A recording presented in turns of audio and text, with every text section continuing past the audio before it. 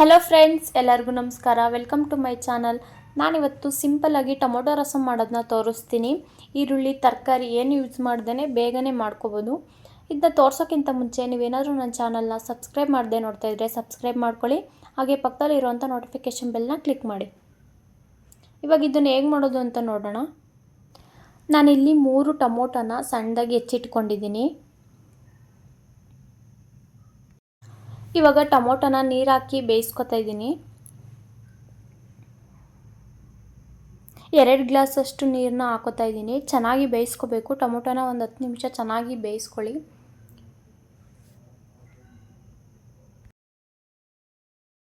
ಒಂದು 5ರಿಂದ 6 ನಿಮಿಷ ಬೇಯಿಸ್ಕೊಂಡ್ರೆ ಸಾಕು, ಚೆನ್ನಾಗಿ ಬೆಂದಿರುತ್ತೆ. ಈ ರೀತಿ ಚೆನ್ನಾಗಿ ಬೇಯಿಸ್ಕೊಂಡು ಎತ್ತಿಟ್ಕೋಬೇಕು.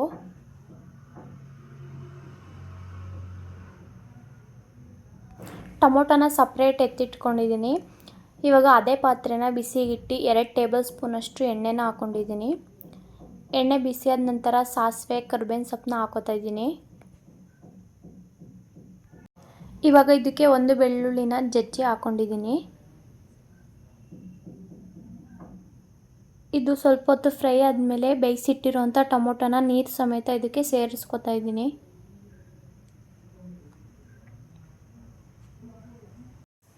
ಇದನ್ನು 1 ನಿಮಿಷ ಚೆನ್ನಾಗಿ ಬೇಯಿಸ್ಕೋಬೇಕು. 1 ನಿಮಿಷ ಚೆನ್ನಾಗಿ ಬೇಯಿಸ್ಕೊಂಡಾದಮೇಲೆ ಇದಕ್ಕೆ 2 ಸ್ಪೂನಷ್ಟು ಅಚ್ಕಾರದ ಪುಡಿನ ಸೇರಿಸ್ಕೊತಾ ಇದ್ದೀನಿ. ಖಾರನ ನೋಡ್ಕೊಂಡು ಸೇರಿಸ್ಕೊಳ್ಳಿ, ನಿಮಗೆ ಖಾರ ಎಷ್ಟು ಬೇಕು ಅಂತ.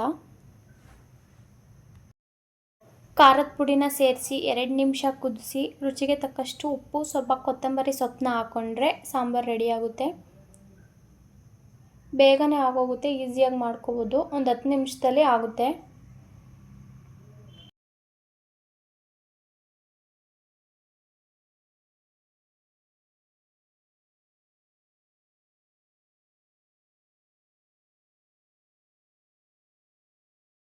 ಟೈಮ್ ಕಮ್ಮಿ ಇತ್ತು ಅಂದರೆ ಬೇಗನೆ ಮಾಡ್ಕೋಬೋದು. ಅನ್ನದ ಜೊತೆಗೆ ತುಂಬ ಚೆನ್ನಾಗಿರುತ್ತೆ. ಒಂದು ಸಲ ಟ್ರೈ ಮಾಡಿ, ಹೇಗಿತ್ತು ಅಂತ ಕಮೆಂಟ್ ಮಾಡಿ. ಈ ವಿಡಿಯೋ ನಿಮಗೆ ಇಷ್ಟ ಆದರೆ ಲೈಕ್ ಮಾಡಿ, ಶೇರ್ ಮಾಡಿ, ಹಾಗೆ ಪಕ್ಕದಲ್ಲಿರೋವಂಥ ನೋಟಿಫಿಕೇಷನ್ ಬೆಲ್ನ ಕ್ಲಿಕ್ ಮಾಡಿ.